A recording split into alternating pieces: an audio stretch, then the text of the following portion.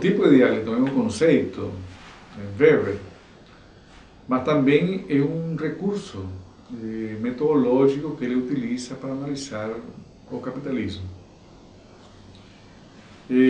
O tipo ideal é uma perspectiva de método, um método, né, que permite orientar o trabalho do cientista na análise da ampla variedade de fenômenos observáveis na vida social. Ou seja, por que Weber está propondo esse recurso? Porque a sociedade, os fenômenos são muito variados e a sociedade é muito complexa.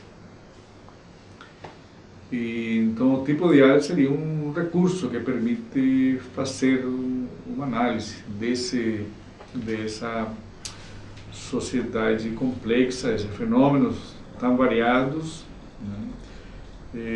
Então, a partir desse tipo ideal, o Weber ele faz a análise da sociedade, né? Esse conceito de tipo ideal também existem outros pensadores, né? Mas em que consiste esse tipo ideal? Esse tipo ideal consiste em enfatizar determinados traços da realidade. Ou seja, os traços que permitem caracterizar a conduta de um burocrata profissional e a organização em que ele atua, até concebê-los na sua expressão mais pura e que jamais se apresenta nas situações efetivamente observáveis. Então, tipo ideal é uma seleção de algumas características de determinados fenômenos, como esse caso ele está falando do burocrata. E dessa forma nós podemos encontrar outros exemplos que nos permitem fazer, construir esses tipos, né? Então a sociedade e os fenômenos são tão complexos que a construção de tipos permite fazer análise desse fenômeno. E esses tipos ideais são construídos a partir da seleção de determinadas características, as características mais visíveis, né? As características que permitem identificar de que nós estamos falando. Por exemplo, se eu estou pesquisando sobre a agricultura familiar aqui no Brasil, eu posso construir alguns tipos ideais para poder entender essa diversidade e essa complexidade desse fenômeno, desse grupo social, né, ou essa variedade que existe na agricultura familiar brasileira, e eu posso construir, né, alguns tipos que me permitem fazer uma análise, né. Eu posso selecionar algumas características que me permitem construir uma tipologia, né. Por exemplo, um dos critérios que eu posso utilizar seria a tecnologia. Qual é a tecnologia que utiliza essa agricultura familiar? Eu vou encontrar uma variedade de tecnologia que é utilizada, né? Então a tecnologia pode ser um critério para poder construir essa tipologia. Por exemplo, na agricultura familiar que usam tecnologia moderna, né? Ou seja, eu posso construir uma tipologia dessa forma, né?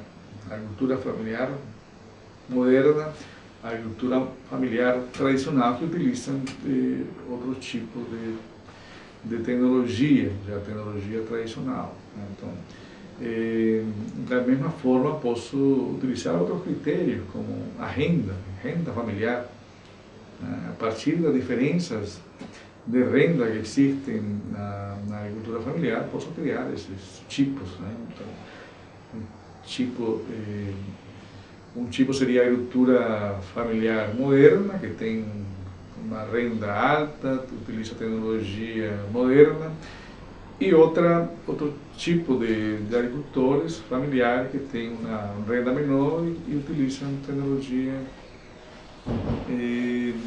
tradicional. Né? Então, o tipo ideal, né, seria precisamente a seleção e a utilização de alguns critérios que permitam construir esse tipo para poder fazer análise, a análise. Né? A realidade social só pode ser conhecida quando aqueles traços seus que interessam ao pesquisador são metodicamente exagerados. Precisamente o tipo ideal seria precisamente exagerar ou selecionar essas características, né, desse fenômeno. Dessa forma, o pesquisador pode formular com clareza questões relevantes sobre as relações entre os fenômenos observados. Então, o tipo ideal é um recurso metodológico para poder analisar determinados fenômenos.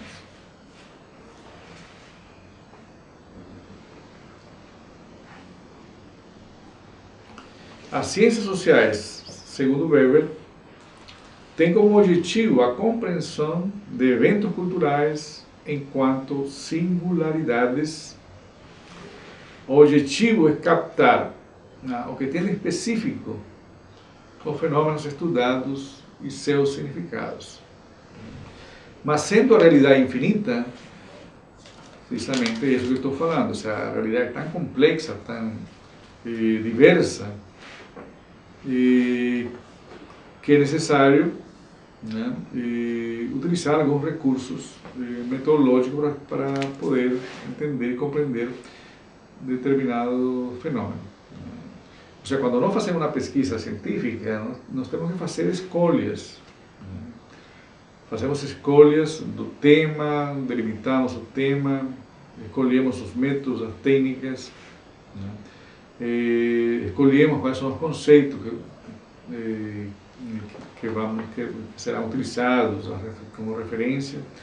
Por isso que o conhecimento produzido durante uma pesquisa é limitado e é parcial por causa dessas escolhas que nós fazemos. Ou seja, porque a partir dessas escolhas de tema e recorte e de métodos, nós estamos construindo um ponto de vista para observar esse fenômeno que é complexo e diverso e é infinito. Né? Por isso o conhecimento produzido é limitado e é provisório. Né?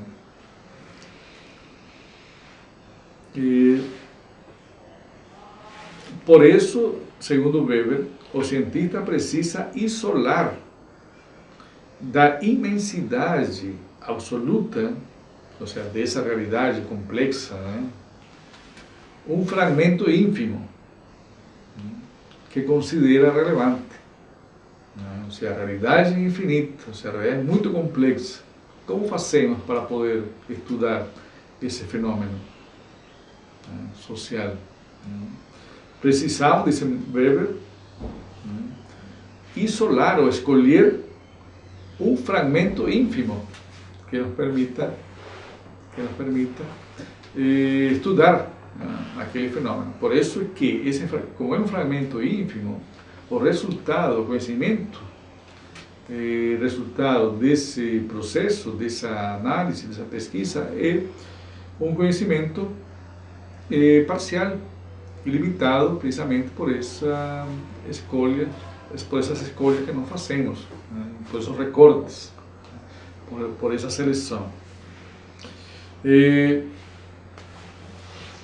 Como eu já falei, então, os tipos ideais são esses recursos metodológicos, é um conceito típico, né?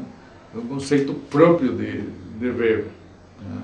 A sociologia cria conceitos, né, que são fórmulas interpretativas através das quais se apresenta uma explicação racional para a realidade empírica, né, que se pretende estudar, ou que se está estudando, né? Ou seja, essa é uma definição do que é conceito. Ou seja, conceito são fórmulas que nos permitem interpretar um fenômeno. Não fórmulas no sentido matemático, seria no sentido da construção, conceito é uma construção que nos permite explicar determinados fenômenos. Na verdade, os conceitos são resultado precisamente de todo esse procedimento de escolha, né, e de seleção de características desses determinados fenômenos. Ou seja, conceitos, de onde surgem os conceitos? Não surgem só da cabeça do pensador, precisamente surge dessa inter-relação com a realidade, nesse processo de conhecimento, né, de busca do conhecimento, nesse processo de estudo daquele fenômeno. Nesse processo de estudo, né, de pesquisar aquele fenômeno, é que surgem esses conceitos que ao mesmo tempo nos permitem explicar esse fenômeno. Então, os conceitos têm essa função, né, têm esse papel, né, de permitir explicar o fenômeno.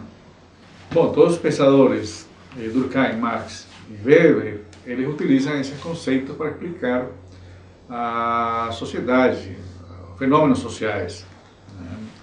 E ao mesmo tempo esses conceitos permitem diferenciar, né, o modo de pensar a sociedade desses pensadores, né? Então os conceitos seriam,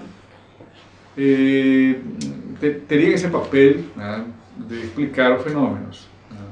Mas, por outro lado, também, quando nós estudamos esses autores, nos permitem entender, né, a forma de pensar, né, e a interpretação, né, diferenciar, né, sobre o mesmo tema. Ou seja, porque o mesmo tema, o grande objeto de estudo desses pensadores é a economia, ou seja, perdão, é a sociedade capitalista, né, a sociedade contemporânea, a sociedade moderna.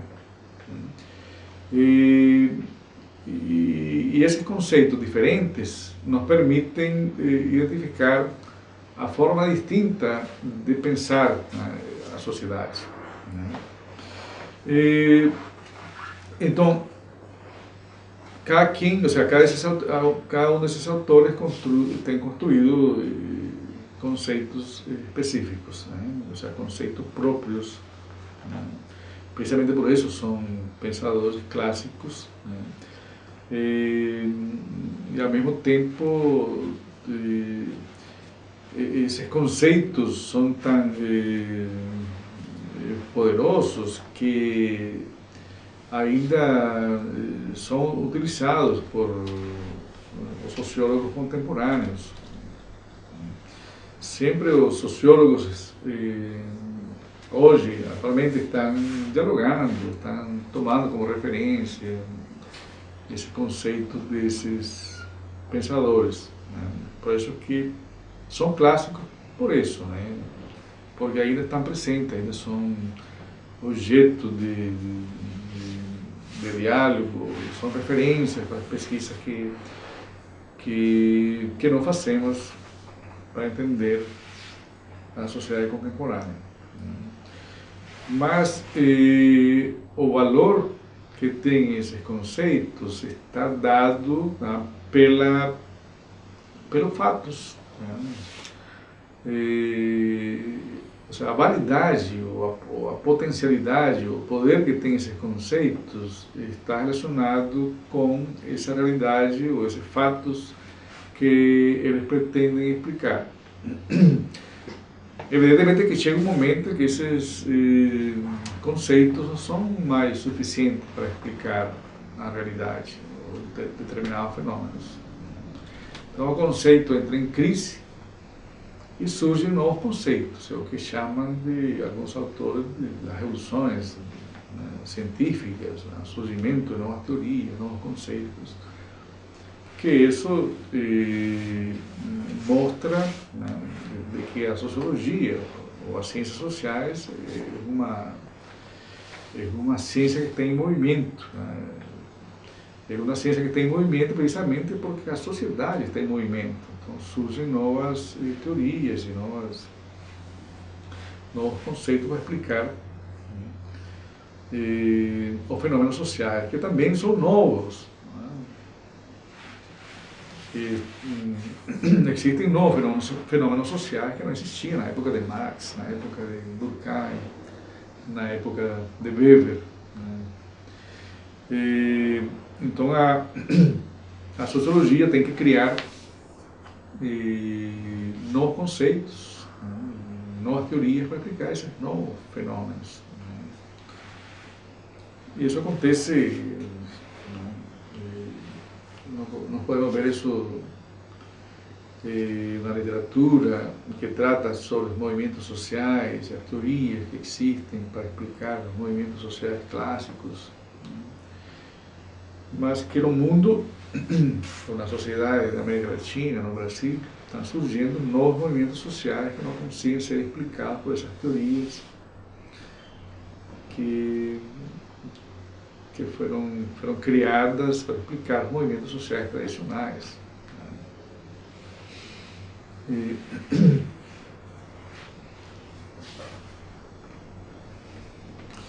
E uma questão que o Weber define como sendo objeto da sociologia, né, são essas ações dos indivíduos, né? E somente essas ações compreensíveis que são objeto da sociologia. Então, para Weber, o objeto da sociologia são essas ações compreensíveis. Então, também ação social, né, quando se fala de ação social, estamos falando de Weber, né, um conceito de Weber. Então, o que é ação, segundo ele? A ação é toda a conduta humana, ou seja, ato, omissão ou permissão, dotada de um significado subjetivo dado por quem a executa e que orienta essa ação. Essa é a definição que Weber faz do conceito de ação. Quando a orientação tem em vista a ação, ou seja, uma ação passada, uma ação presente ou futura, de outro ou de outros agentes que podem ser individualizados e conhecidos, ou uma pluralidade de indivíduos indeterminados e completamente desconhecidos, por exemplo, o público, a audiência de um programa, a família do agente, a ação passa a ser definida como social. Ou seja, quando se trata de uma ação, né, que envolve um conjunto de indivíduos, o Weber está falando de uma ação social, uma ação de um grupo social. Não é apenas uma ação de um indivíduo, né?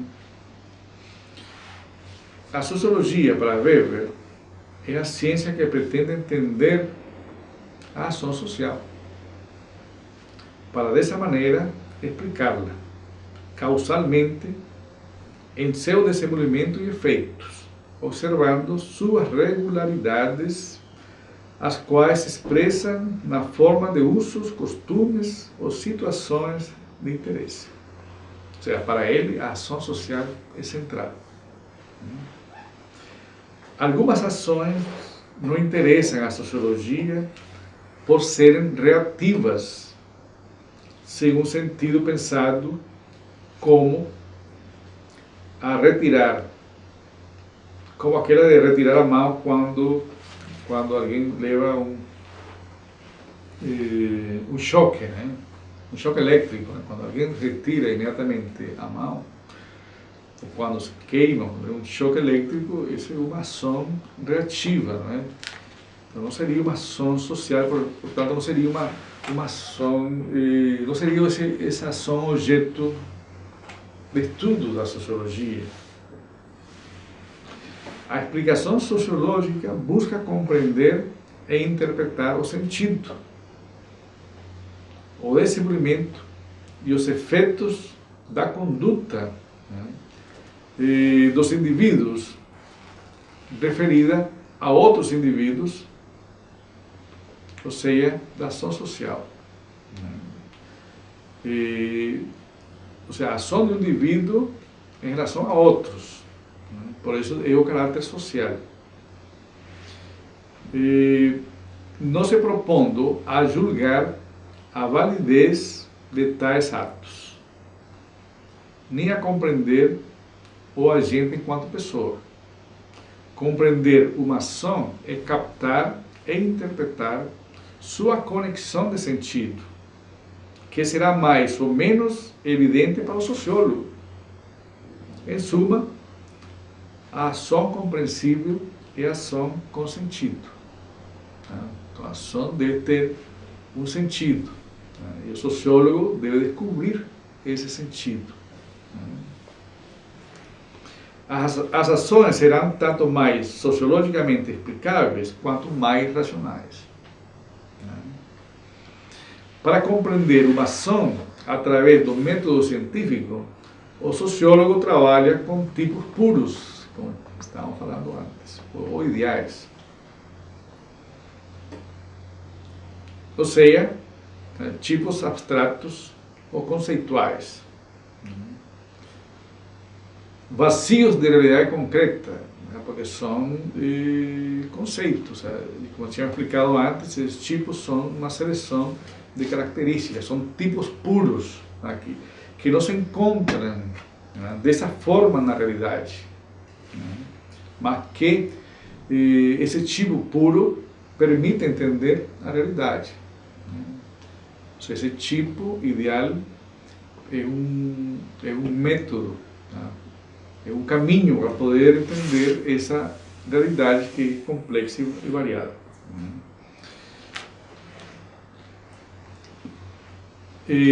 O avarento, personagem dramático de Molière, pode ser visto como um tipo ideal ou puro.